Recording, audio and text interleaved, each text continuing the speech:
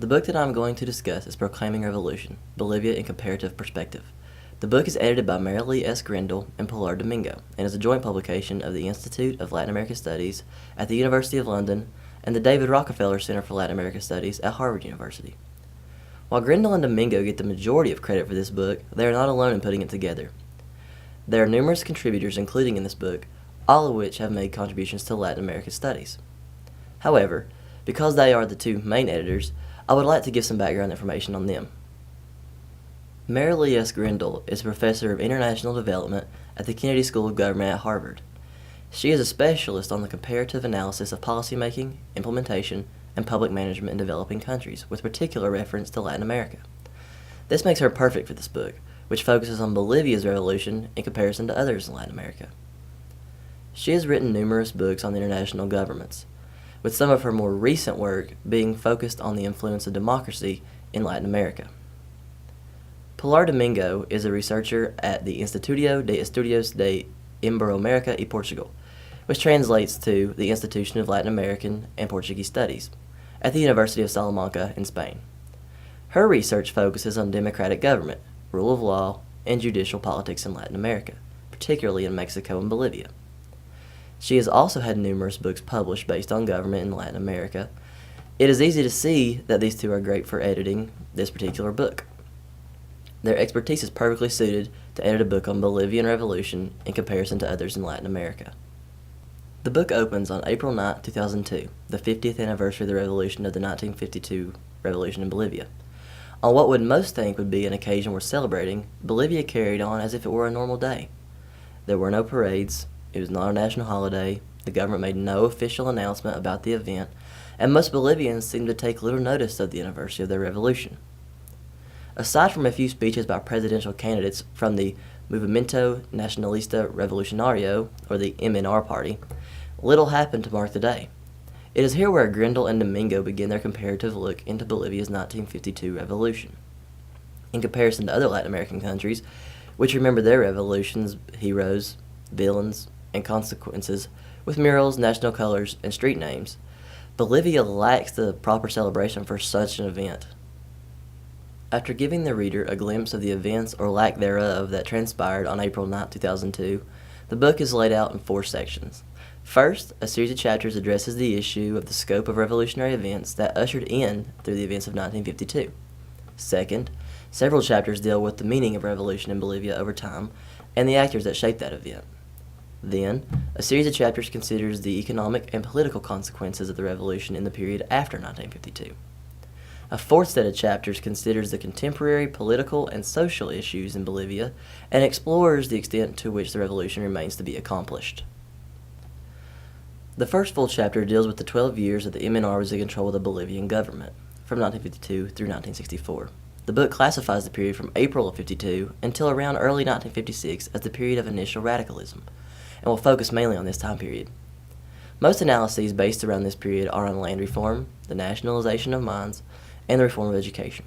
However, universal suffrage played as big of a role during this period as any other facet of the revolution. Remember that this book is based on comparing the Bolivian Revolution to others in Latin America and Asia. Images from Mexico and the Soviet Union were in Bolivia to provide Bolivians with a reference to look to. Alan Knight begins this compare and contrast of Mexico and Bolivia in the 3rd chapter. Mexico and Bolivia are similar because they are the two Latin American countries which, in the course of the 20th century, experienced great or social revolutions that were successful in transforming their societies, but did not result in socialism.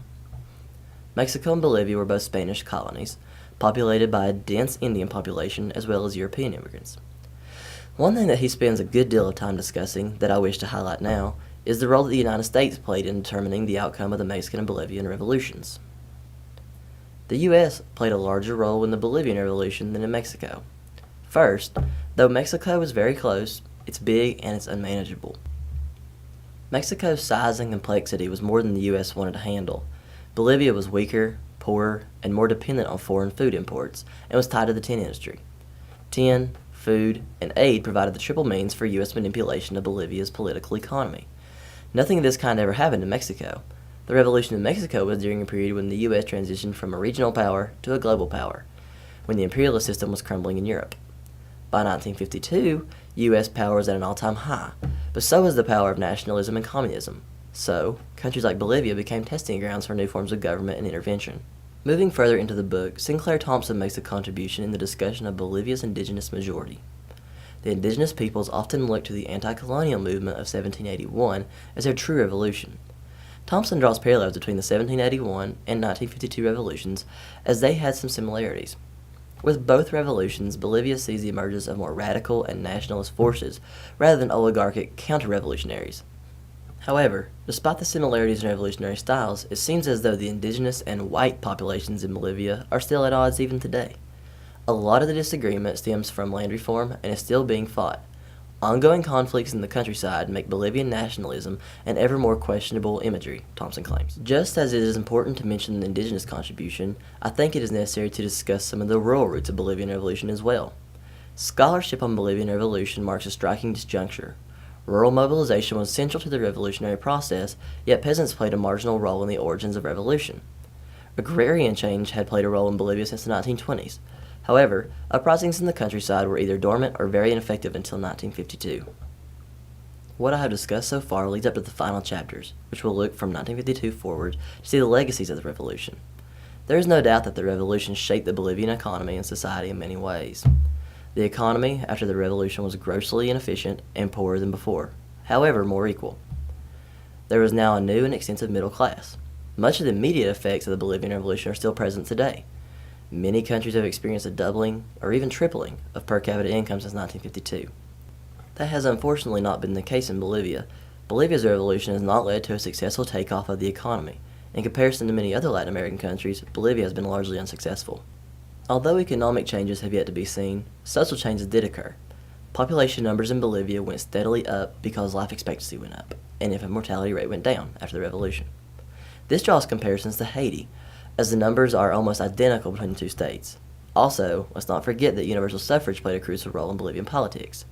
The law had stated that only literate citizens could vote. When this law was overturned, high numbers of voters made their way to the polls. Now, public education was at an all-time high. This is still considered an issue in Bolivia. The average child in Latin America attends 7 years of school. Bolivia is just below that level at just over 6 years. Almost 14% of Bolivians are illiterate.